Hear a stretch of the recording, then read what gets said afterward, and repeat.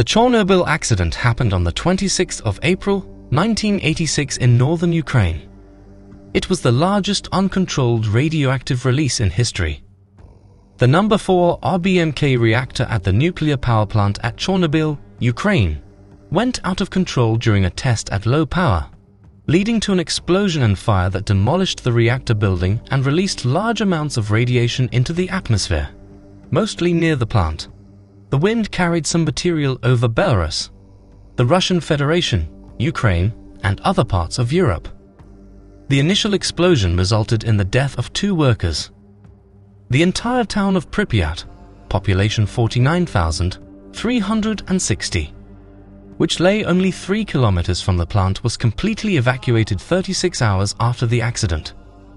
During the subsequent weeks and months, an additional 67,000 people were evacuated from their homes in contaminated areas and relocated on government order. In total, some 200 people are believed to have been relocated as a result of the accident. The cost of the disaster was enormous, and all 3 East Slavic countries had to deal with it in one way or another.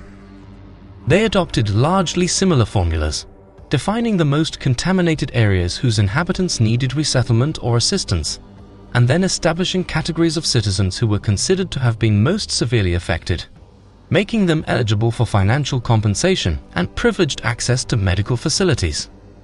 Altogether, close to 7 million people would receive some form of compensation for the effects of the Chernobyl fallout. But the size of the groups eligible for subsidies and the amount of financial compensation differed in the 3 states, depending on the interplay of politics and economic circumstances. The accident resulted in different negative effects on the lives of people. Workers and the public were exposed to 3 main types of radionuclides: iodine-131, cesium-134, and cesium-137. When iodine-131 is released into the environment, it is quickly transferred to humans and taken up by the thyroid gland. However, I-131 has a short half-life, 8 days. Children exposed to radioactive iodine usually receive higher doses than adults, because their thyroid gland is smaller and they have a higher metabolism.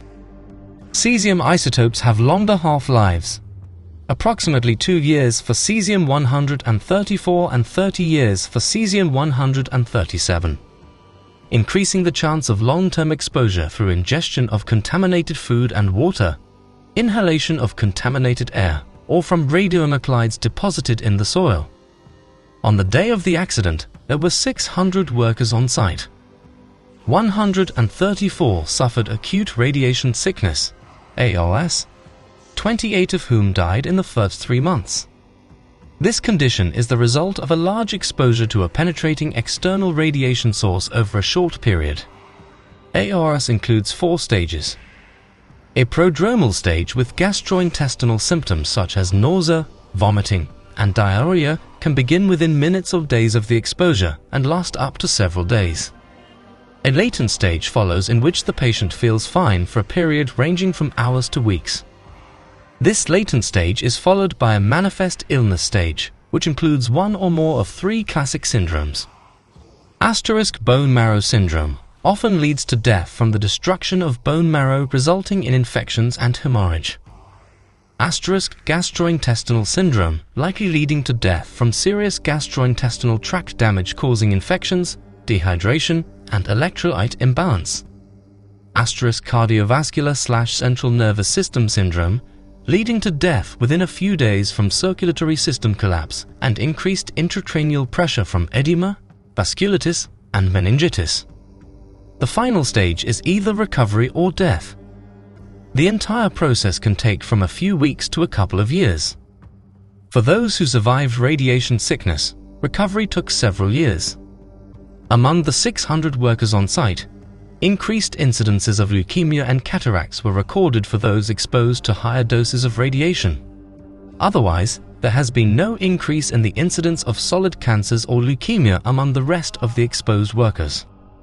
The total number of cases of thyroid cancer registered in the 1991 to 2015 period among those under 18 years of age in 1986, for the whole of Belarus and Ukraine, and the four most contaminated oblasts of the Russian Federation approached 20,000.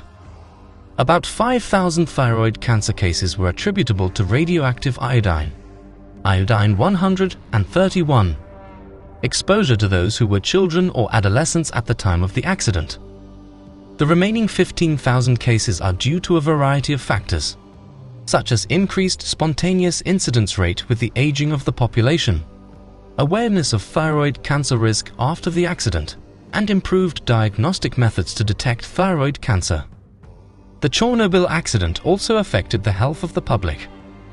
The 115,000 members of the public who had to be evacuated from the area around the plant received an average effective radiation dose of 30 mSv.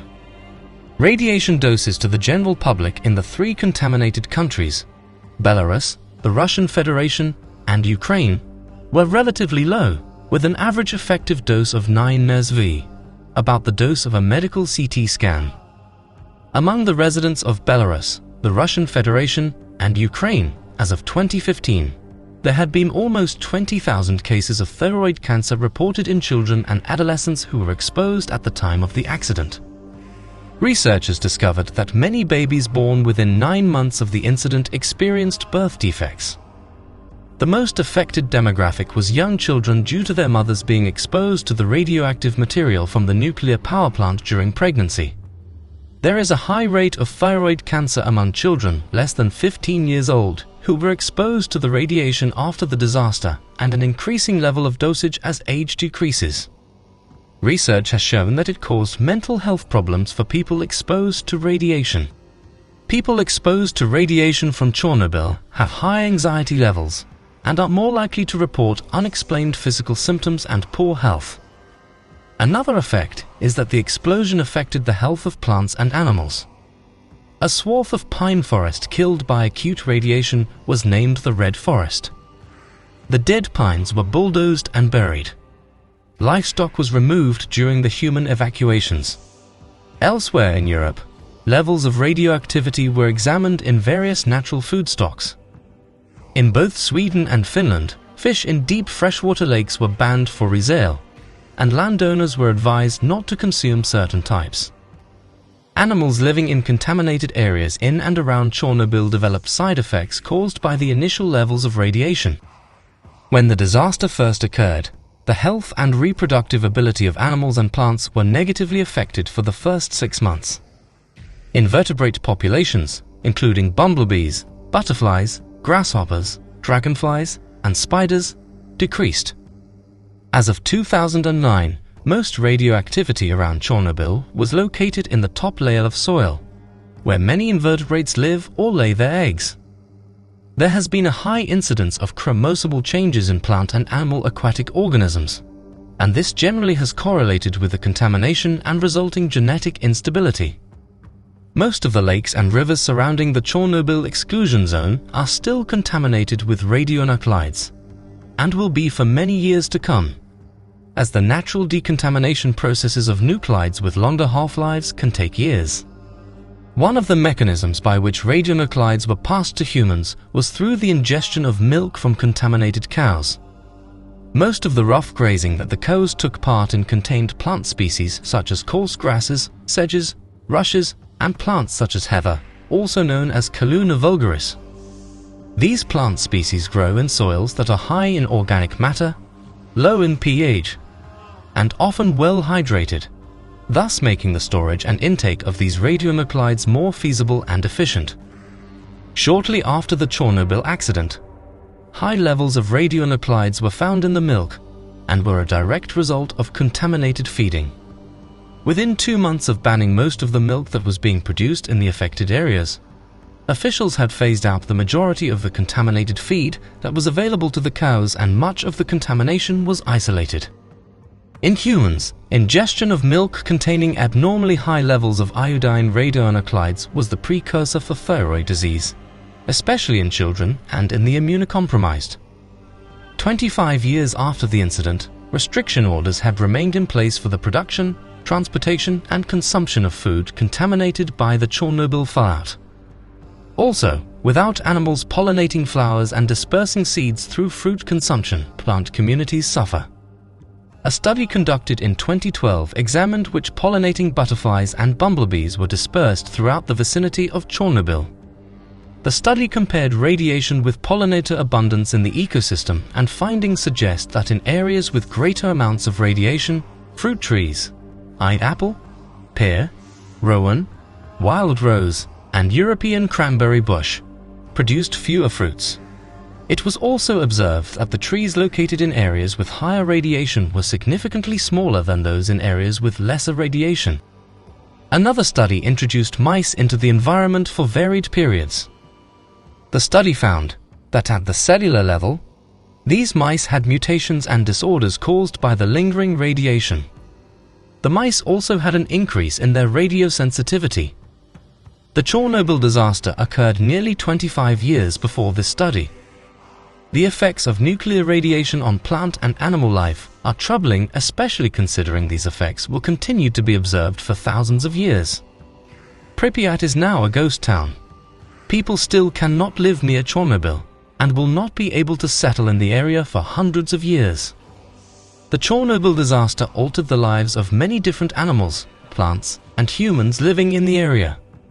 Although some animals in the area are thriving, primarily the grey wolf, the delicate balance of the ecosystem will forever be marred by the radioactive material.